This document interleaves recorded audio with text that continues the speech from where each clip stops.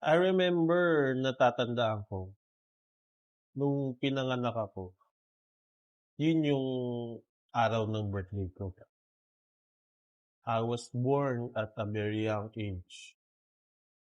Kailangan mo na lang tanggapin yung acceptance. Minsan may mga bagay na hindi ko naiintindihan ko naman. Kaya naniniwala ako sa kasabihang, kung hindi para sa'yo, it's not for you. Na kahit kailan, hindi magiging sapat ang never enough. Minsan nga, kung sino pa yung nakakaramdam ng pain, sila pa yung masasaktan. Siguro, it's too late na kapag huli ng lahat. Pero everything happens for a reason. Dahil lahat ng nangyayari may dahilan. Minsan gusto ko sanang mapag-isa pero wala akong kasama. Pero ganun talaga, may mga unexpected tayong hindi natin inaasahan.